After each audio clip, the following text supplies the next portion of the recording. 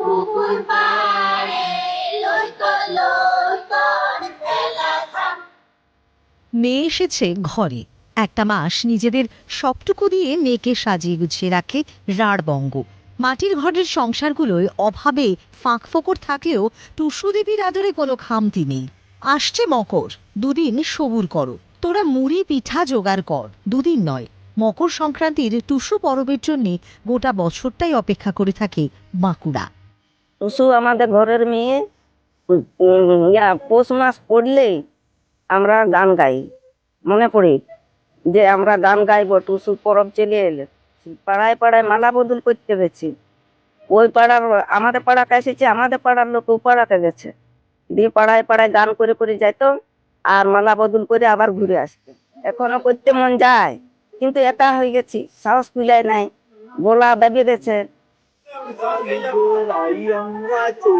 গ্রাম বাংলার আনাচে কানাচে পৌষ মাস এলে কান পাতলে শোনা যায় টুসু গানের সুর। যে টুসু গানের সুরে লৌকিক আচার আচরণ এবং হাসি আমার যে দিনগুলো রয়েছে সেই তাকে ধরে কিন্তু সেই টুসু গান কিন্তু তারা করে থাকে। গোটা 1 বছর পর এই পৌষ মাসে বাঁকুড়ার বাড়িতে বাড়িতে টুসু রূপ নিয়ে আসেন দেবী লক্ষ্মী।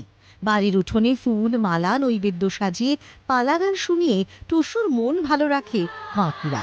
8 থেকে আসে গলা মেলার প্রত্যেকে। পৌষ মাসের সন্ধ্যা রাতে বাঁকুড়ার রাস্তা দিয়ে হাঁটতে হাঁটতে কানে আসে সমবেত কণ্ঠের সেই গান।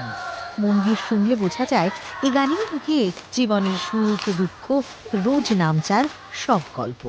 আই সরদা যাই সরদা তুলিতে বাঁধ ভাঙাবো, তুলি জলে সিনাল জর পাই তুলি শুকাবো। টানা 1 মাস ধরে টুসু আরাধনা শেষে পৌষ সংক্রান্তির সন্ধিক্ষণে পৌঁছে জাগরণের মাধ্যমে পরিসমাপ্তি ঘটে উৎসবের।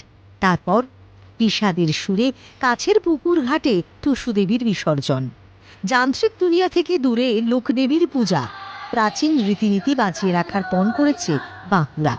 গানে গানে কথা বলে রাঢ়বঙ্গ।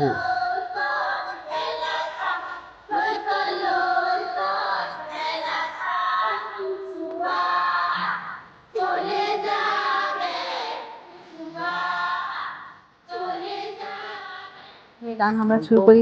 সারা বছর সব মানুষ কাজে ব্যস্ততার মধ্যে তারা সময় দিতে পারে না, কিন্তু পৌষ মাসের সময় তারা গ্রাম বাংলায় বয়স্ক মানুষরা তারা খুব উৎসাহ করে টুসু জাগরণ করার জন্য।